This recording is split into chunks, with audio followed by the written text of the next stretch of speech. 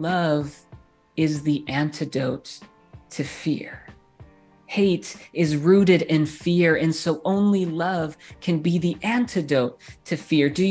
Do you resonate with that? Does that make sense that we say, as we are here together as Church of the Young Prophets, that we are called to walk the way of justice and love, because love is the antidote to fear? Love, as cheesy and cliche as it sounds, King understood and the prophets understood that only love, only hope in our ability to deeply love one another can counter fear.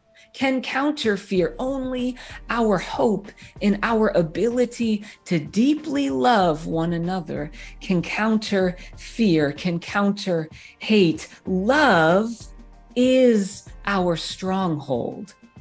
I want to invite you to read that, to hear that, however you resonate with that. Again, love is our stronghold. When prophet Zechariah says, return to your stronghold, O prisoners of hope, he is saying, we could interpret, he is telling us to return to the places where we dwell deeply in the presence of love, where we feel in all of our identities fully affirmed and beloved and cherished. Love can be our stronghold. Love is our stronghold. And perhaps this community is a place where you experience love, or where you're just testing out to see if you could experience love. Perhaps this is your stronghold. If it is, give me a little heart react wherever you're worshiping with us today. If this could be your stronghold, and if this is not a stronghold yet for you, if this is not where you experience love,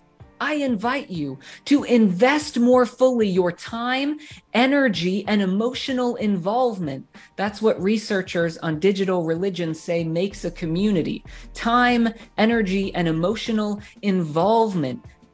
If this might be a space that is your stronghold, it's going to require your time and your energy and some of your emotions if you would like it to be that space. But there is never pressure that it must. But if you'd like this to be a stronghold for you, we invite you to participate in that way. Now, as I come to the close of this 5-minute mini sermon, which always goes a little bit past 5 minutes, love is our stronghold.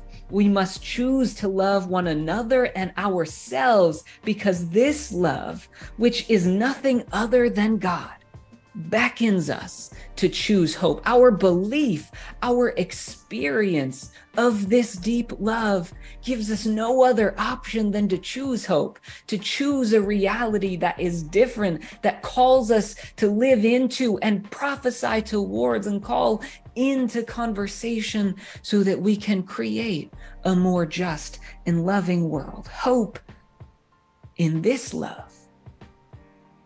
We believe in this hope and we act out of this hope. This hope motivates us that there is a stronghold that we can return to. Maybe you haven't had a stronghold before, and this week invites you to say that if you haven't had one before, have hope that there is a stronghold. You are not alone in whatever you are going through, that we are with you. There is a community of love and affirmation that is with you. And so in our gospel passage today, Jesus says, come to me, all of you who are weary and heavy laden, and I will give you rest. As we come to this place, wherever we are and whenever we are, in the midst of Disability Pride Month, as we've closed LGBTQ Pride Month, but continue our queer pride and trans pride and non-binary pride, as we are experiencing a world in which people of color, Black, Brown, Indigenous, Latinx folks are experiencing their bodies being harmed, as queer people are having our rights legislated away, as disabled and neurodiverse people are looked at differently or experienced as less than, you might be weary. You might be heavy burdened.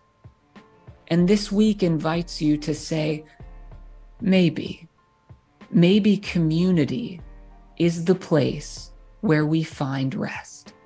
Maybe when Jesus says, "Come to me, all of you who are weary, and I will give you rest," maybe Jesus is inviting us to dwell in the midst of a community that fully affirms us, where we can find rest from all of the weary and heavy burdens that we carry in the world.